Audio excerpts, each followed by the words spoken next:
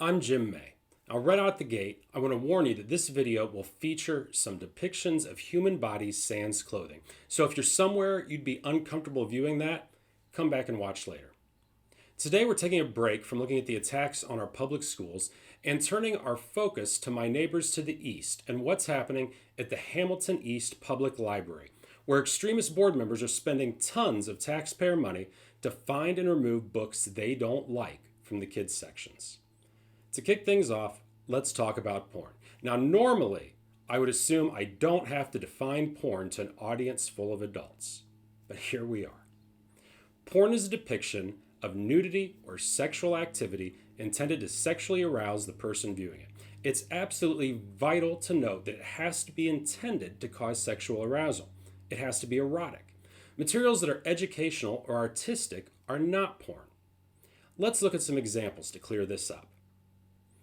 Not porn, not porn, not porn, not porn, not porn, not porn, not porn, not porn, but a little weird, not porn, not porn, not porn, not porn, not porn, not porn, not porn, not porn. So Jim, you might ask, why are we talking about porn? Well, it's because board member Micah Beckwith is talking about porn. Here's a Facebook post he made on May 2nd. And here's one snippet from the live stream in that post. But I happen to be on the Hamilton County Library Board. I'm one of 4 conservatives. There's 3 leftists on the board. So the conservatives are basically kind of coming in and saying, listen, we don't want porn to fall into the hands of kids and teens. And here's another snippet. I'm just telling you right now, this is all in an effort just to make sure that porn does not fall into the hands of children. Mr. Beckwith frames his and his fellow extremist board members' actions as keeping porn out of the hands of kids. Now, to the best I can tell, prior to ordering this expensive, massive audit at their library, these board members have voted to remove exactly 1 book from the youth sections. At the board meeting where they did this, they referenced a specific image from that book. Here's that image.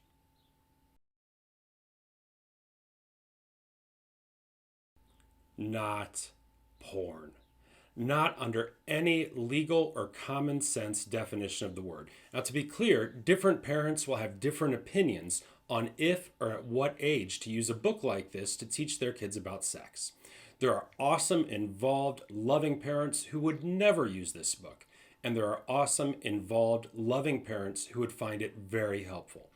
At least, I believe that's the common sense position that most Hoosiers would take. Mr. Beckwith seems to disagree. If mom and dad want to get that, they can still get it. They can still walk their kids over to the adult section. They can check it out. No one's stopping them. I think you're a terrible parent if you do that, but you know what? You have the right to do that as a parent. I'm not going to stand in your way. With his public statements, Mr. Beckwith seems to be demonstrating that either he doesn't know what porn is, or that he's glad to misapply the term to demonize members of his community who don't share his opinions. Those two aren't mutually exclusive, and both are disappointing coming from a public servant. Let's also take a quick look at a follow-up video that he posted on May 4th.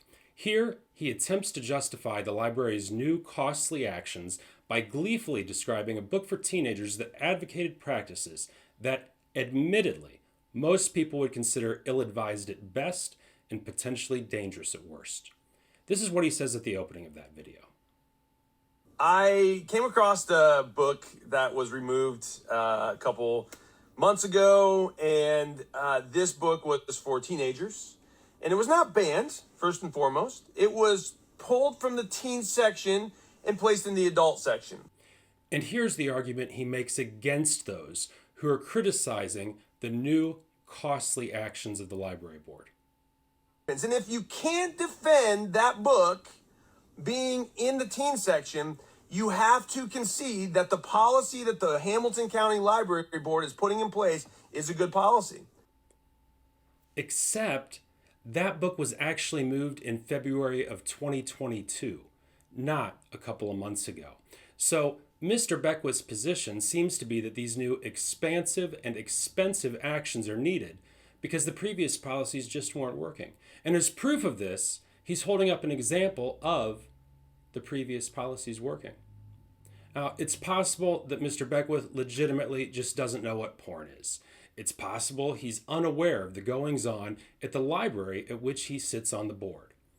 It's also possible that he just thinks if he says things, people will be too dumb or busy or apathetic to actually check and see if they're true. Now, if you're a Fishers or Noblesville resident and are disappointed by the actions of the library board, you should speak up and let your voice be heard. See the video description for a link to the webpage that includes contact info for the board members and list which authority appointed each of them. Thanks for watching.